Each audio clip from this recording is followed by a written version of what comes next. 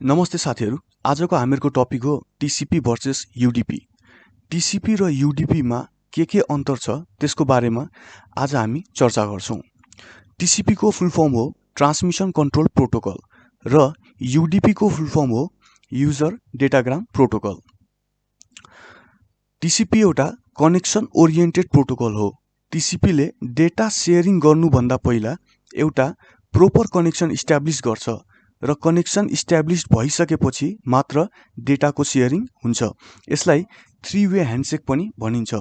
तर UDP connection lace protocol हो। यसमा एप्लिकेसन लेयरबाट रिक्वेस्ट आउने बित्तिकै डेटा शेयरिङ हुन्छ। यसमा कुनै प्रकारको कनेक्सन इस्टाब्लिश गरिदैन। हाइली रिलायबल र lace reliable. TCP highly reliable हुन्छ। यसले 100% डेटा ट्रान्सफरको ग्यारेन्टी दिन्छ। तर UDP लेस रिलायबल हुन्छ।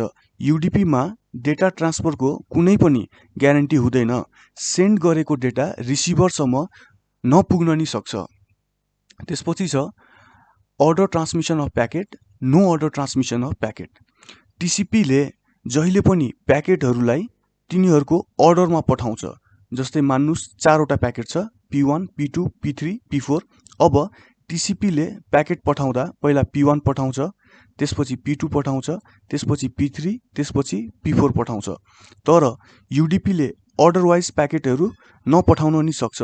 UDP ले पहिला P1 पठाउँछ भने दोस्रो P3 पठाउन सक्छ वा P4 पठाउन सक्छ। त्यसपछि छ more header size 20 byte, less header size 8 byte. TCP को हेडर साइज 20 बाइट हुन्छ भने UDP को जम्मा 8 बाइट हुन्छ। त्यसपछि छ रिट्रान्समिसन र नो रिट्रान्समिसन। यदि कुनै कारणवश डेटा रिसिभरसम्म पुगेन भने TCP ले नपुगेको डेटालाई फेरि रिट्रान्समिसन गर्छ। तर UDP मा त्यस्तो हुँदैन। UDP ले डेटा ट्रान्सफर गर्छ र त्यो डेटा रिसिभरसम्म पुग्यो कि पुगेन त्यसको केही मतलब गर्दैन। त्यसपछि छ रिलेटिभली स्लो र रिलेटिभली फास्ट।